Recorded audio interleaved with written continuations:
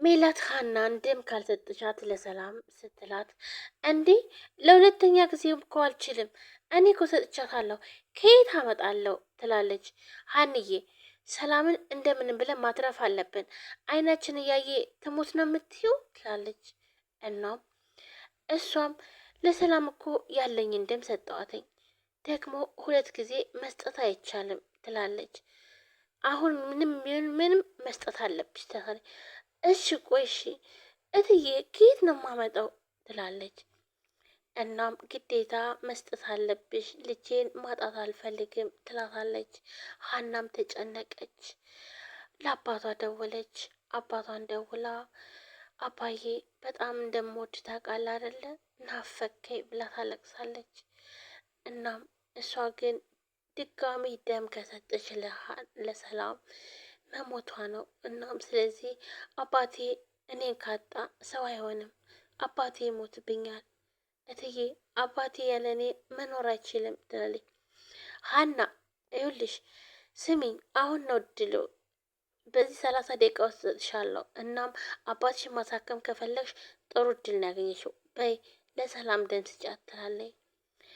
እኔ እኮ አባቴን እኮ ጥዬ መሄድ በጣም ከባድ ነው፣ ብሞት ምንም አይደለም፣ ግን አባቴ እኔን ካጣ መኖር አይችልም ትላለች። በቃ አሁን ከሰጠሻት ስጫትኝ።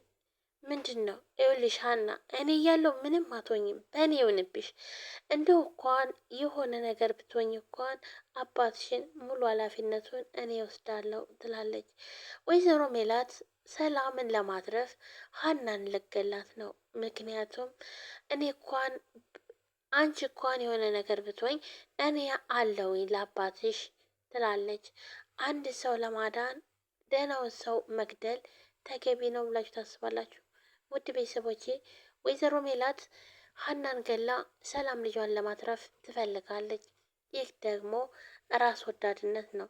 ራስ ወዳድ መሆን ጥሩ አይደለም። ምናሴም በጣም ይበሳጭባታል። እውነት እማዬ እናቴ በመሆንሽና በአንቺ ማህፀን በመውጣቴ በጣም ነው ያፈርኩት ይላታል። ኦ ምንድን ነው የምትለው? አንተ ድሮም እኔ አውቃለሁ ሰላምን አትወዳትም፣ እንድትሞትልን አይደል የምትፈልገው?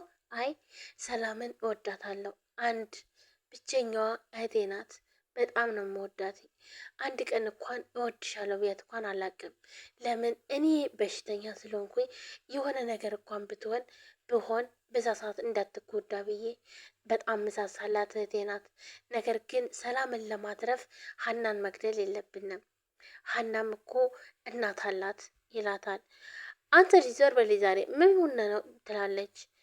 ዶክተሩም ወይዘሮ ሜላት ይህንን ማድረግ አልችልም፣ ሀናን ደም መስጠት አትችልም።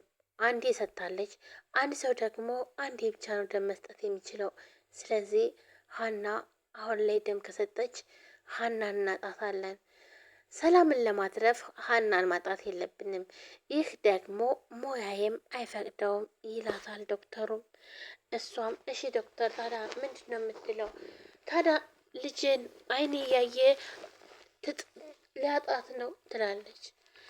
እሱም አይ ሌላ አማራጭ እንፈልጋለን እንጂ የሀና ደም በጭራሽ አይሆንም ሁለተኛ ይላታል። እሷ ግን የፈለገችው ሰላም መዳኗን ነው እንጂ ሀና መሞቷን አላሰበችም። ወይኔ ያለመታደሌ፣ አሁንም ሰላምን ላጣት ነው እንደ ሀሴት ብላ ታለቅሳለች።